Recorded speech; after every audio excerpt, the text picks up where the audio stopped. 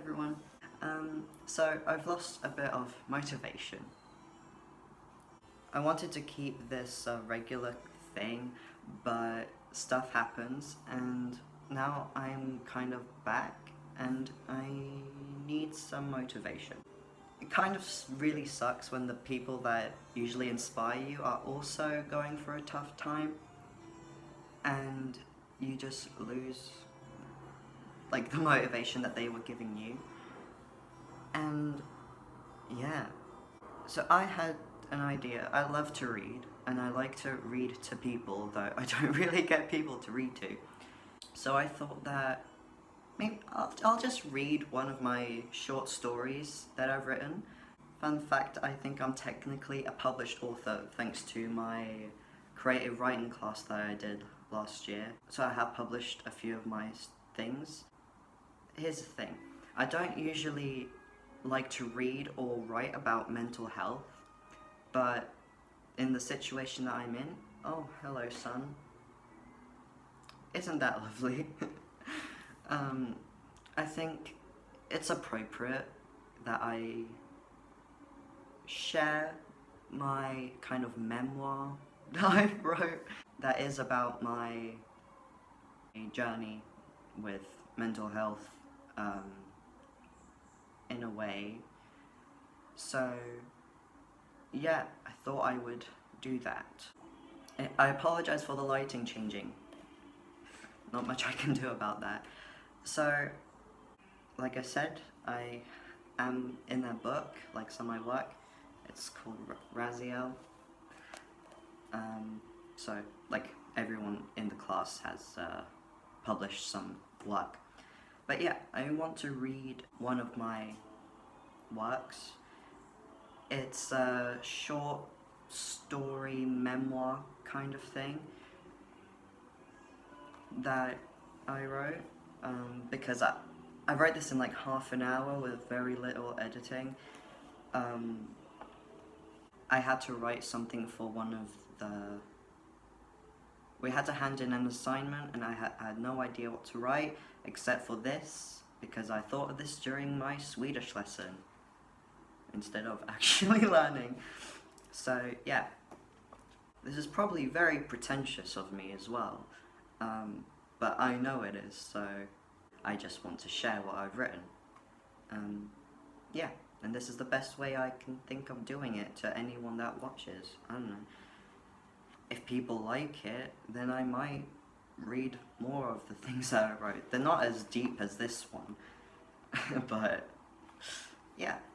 So this is called Dig Deeper. Yeah. When people talk about depression and overcoming it, they a lot of the time describe it as being in a hole and being able to use the resources available to get out, meaning that they have gotten better. But I always saw it as being stuck in a glass box. People see you but they don't hear you, and they don't understand what is going through your mind by just looking at you. With the addition of anxiety, you just feel like a specimen. That is how I have felt. But by listening to people's stories about being stuck in a hole, I've come to realize that I too have been stuck. It is very silly to remember and imagine, but this is how it started for me. It's more of a subconscious action, reflecting on how I felt and do feel. As a child, I would be obsessed with digging. Big holes, small holes, pits to hide flowers in, etc. My cousin, who I grew up with, would dig with me too. Sometimes we would pretend to be a dwarf from Snow White and the Seven Dwarfs. I always liked Dopey. In our garden there was a massive evergreen tree, connected to it some bushes, and it had space so we and sometimes our friends could climb through and then into a clearing. We were hidden there. That is where my cousin and I would start digging a massive hole in the ground. At the time it seemed super deep. We would struggle to get out of it sometimes, so we even dug out some steps. But in reality it could not have been more than 1.5 meters deep. Still a big feat for 7 to 9-year-olds. Sometimes I would be there alone. I would pretend to be a runaway, maybe a bandit, a princess thrown into exile, or a wolf going through its day. Sometimes I'd bring a blanket and have a nap there. It was cozy, especially in the summertime. Branches casting a soft shadow over me. sunlight filling in the gaps. I liked being in that hole. I felt safe. I did. Now the thought of it makes me claustrophobic. What if it were to collapse somehow? Or what about the bugs? What about the gap in the fence where the neighbor's scary dog could try and get through to eat me? But I would hate to leave. When Mum would call to come back inside, "Come in, it's getting dark before the demon dog gets you." Right behind the garden was a graveyard, and that with the scary dog next door, of course that would make me come back inside. Later, when I was 9 to 11 years old, there were more hidden places, but they were more public. These would be forts made in some bushes that split up the skate park and the playground. My cousin had a base, my friends and I had a base, other kids in the area had their bases. I remember there would be walls too. Understanding this made it easy for me to understand how battlefields worked, I think. The bushes had clearings hidden under them, pointy branches, the fear of getting bit by some bug, or stepping on animal poop. Very nostalgic. Though I liked it there, I preferred being up in the trees. I loved to climb. I had moved on from the ground and literally climbed to the top. I liked being hidden, but still being able to see things. I felt like a spy looking out for the enemy, or a lost boy from Peter Pan watching out for Captain Hook and his crew. My friends preferred to be underground. That's what we called being inside the fort. We would have a lookout sit up top for 5 minutes just to make sure someone wasn't coming with tools to try to take over or take over someone else's base. Yes, sometimes we brought things from home, planks of wood, cardboard, never a good idea for when it rained, and whatever we could find to make the base look cleaner. For example, planks on the ground so we could sit without being worried about our clothes getting dirty. But back to me. I liked being up in the trees. This would be my so-called coming out of my shell situation. But it didn't work. My friends would always tell me to come down, so I felt sad being stuck down under some bushes. This felt like I was swimming in quicksand, wanting to reach out but never getting quite forward. The thought of this makes me claustrophobic. I can't stand tiny places. I need space to breathe. There would of course always be my mum calling me, on the phone now, to come home. "Come home, it's getting dark, you've been out for a long time," she would say. I would only have been out for 2.5 hours really. When I'd get home she'd make me eat dinner, but I would prefer not to, even though I really should have. Next comes the big move. I was 12 to 14 years old. I was new, everything was new to me. I did not want to do anything. I would wake up at 5 a.m, go to school, be home by 5 p.m, sleep until around 7:30, have some tea and change out of my day clothes into my pajamas, and be back to sleep by 8:30. This was my life for a long time. Weekends I would still stay indoors and I hated socializing. This was my new hole that was dug for me, but one I dug deeper as the time went on. This was my bed. I shared a room with my brother, so we had a bunk bed, with me having the bottom bunk. I covered the walls in posters which made everything dark. I claimed to be scared of seeing things at the end of my bed, so by the foot of the bed hung a dark piece of fabric. I had my own little cave. When I was awake, I would be on my phone or laptop. I would only go out to go to the toilet or make tea. Remembering this reminds me of how fucked everything was for me. No friends, no social life, except for a school where I couldn't talk to anyone. This was my deepest hole. Mum would talk to me on the weekends. "Come outside, the weather is nice. Let's all spend time together as a family." I would decline every time, but sometimes I would have to go to keep up appearances and such. I hated it. When did things start looking up for me, if they ever did? I don't know. The darkness in my small cave felt right. I miss it still sometimes. A big part of me wants to give in and go back to that, recreate my cave, but too many things are stopping me, which I guess is a good thing, but there is still a longing for isolation. The worst times is when I am in a glass box, but people can hear me, though muffled, because I'm screaming. From when I was 16, I'm constantly being watched, but yet nothing happens. These boxes make me want to lash out, cause a reaction, some attention for something or someone to do something. Something, someone, please help me. To put myself out of this box, I need a very strong hammer. That hammer being a wake-up call, to not rely on others and do things myself. But doing things on your own gets tiring and you get stuck. Unfortunately, people don't always understand and you get worse again. Like, you fall back into that hole you dug yourself into. Hello?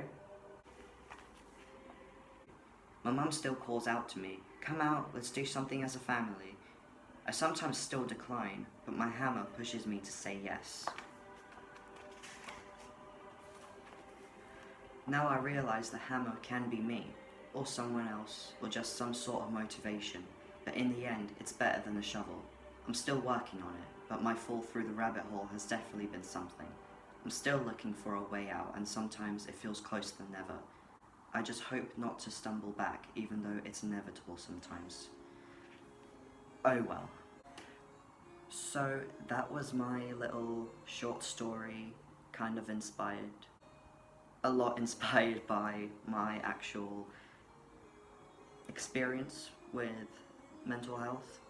And yeah, if you want me to do more of these, I would happily like to.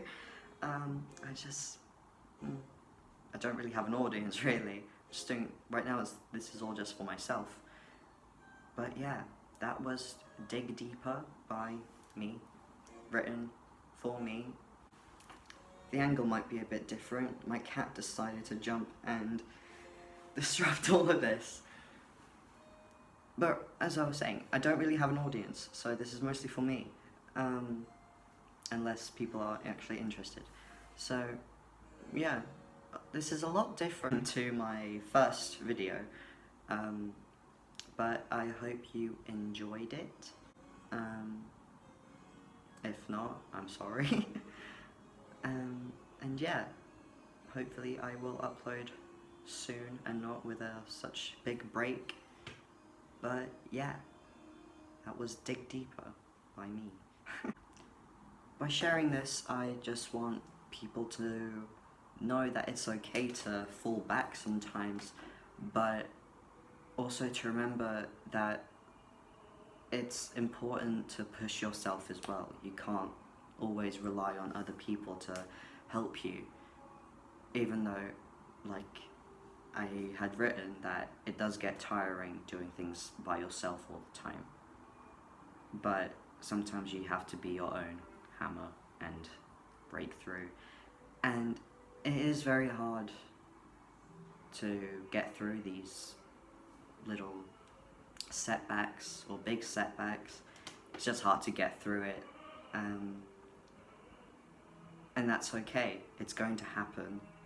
It happens to almost everyone, unless they're really weird and just everything just goes well for them, like, good job.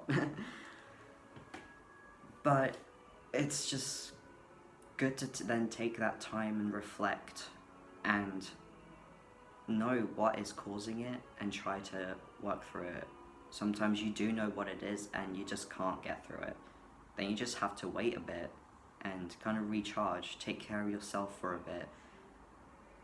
If you have close friends, I'll tell them, I'm going through a tough time, can you help me? Let's go hang out. And just push yourself into a situation that normally you would love to be part of. Like, I like to go out, but in my setbacks, I don't even want to think about getting out of bed. But if I tell my friends that I'm feeling down and I don't want to do anything, but I want to do something, just plan to go meet up and go hang out. Put yourself in that uncomfortable situation, because afterwards you'll probably feel better and happy that you went out, you know? But yeah, at least that's how it works for me. It's different for a lot of people, and I'm not really sure if my advice will even help anyone, but yeah, that's just how it is sometimes. So until next time, try your best and maybe go make someone else happy. It might make you feel a lot better.